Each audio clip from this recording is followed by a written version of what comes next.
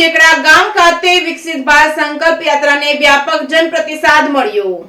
પાટણ જિલ્લાના સાંતલપુર તાલુકાના જેકડા ગામમાં વિકસિત ભારત સંકલ્પ યાત્રા રથનું જેકડા ગામમાં ઉષ્માભેર સ્વાગત કરવામાં આવ્યું છે। સરકારની વિવિધ કલ્યાણકારી યોજનાનો લાભ ઘર આંગણા સુધી પહોંચાડવા માટે વિકસિત ભારત સંકલ્પ યાત્રા રથ સમગ્ર સાંતલપુર તાલુકાના ગામોમાં ભ્રમણ કરી રહ્યું છે। વહીવટી તંત્રના સુચારુ આયોજન વડે આ રથના માધ્યમથી સાંતલપુર તાલુકાના ગ્રામ્ય સ્તરના છેવાડાના માનવી સુધી સરકારની કલ્યાણકારી યોજનાનો લાભ પહોંચી રહ્યો છે। આ સંકલ્પ યાત્રાને સમગ્ર સાંતલપુર તાલુકામાં વ્યાપક જન પ્રતિસાદ સાંપડી રહ્યો છે। જેકડા ખાતે વિકસિત ભારત સંકલ્પ યાત્રામાં ઉપસ્થિત આ પ્રસંગે તાલુકા વિકાસ અધિકારી ભાવસાર તેમજ નાયબ મામલતદાર વારાહી તેમજ માર્કેટયાર્ડના ડિરેક્ટરો, જિલ્લા પંચાયતના સદસ્ય અને તાલુકા પંચાયતના સ્ટાફ, લક્ષ્મણભાઈ ચૌધરી, મહામંત્રી સાંતલપુર તાલુકા ભાજપ તેમજ અરવિંદભાઈ ગોકલાણી, પાટણ જિલ્લા પંચાયતના મહિલા અને બાળ કલ્યાણ વિભાગના ચેરમેનના અધ્યક્ષ સ્થાને ભારતીબેન દિનેશભાઈ ચૌધરી તેમજ ભાજપના જિલ્લાના મહામંત્રી સહિતના અન્ય મહાનુભાવો ઉપસ્થિત રહ્યા હતા અને ઘર આંગણે તમામ 7 પ્રકારની યોજનાની માહિતી આપવામાં આવી હતી।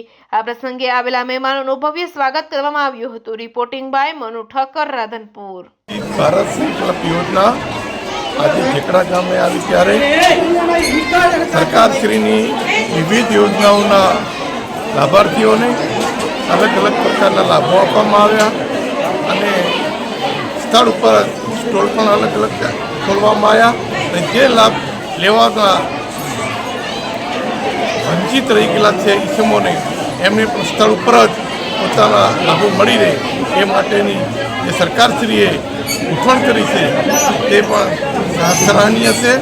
અને આજે પણ ભારતીય જનતા પાર્ટીના જિલ્લા ભાજપના મહામંત્રી તરીકે પણ હું કહું છું કે આખા દેશની અંદર જ્યારે ભારત વિકસિત યાત્રા ફરી રહી છે ત્યારે 2047 સુધી આપણે સૌ સાથે મળી અને ભારતને વિકસિત રાષ્ટ્ર તરીકે જાહેર થાય એ માટે આપણે સૌ સાથે મળીને કામ કરીએ।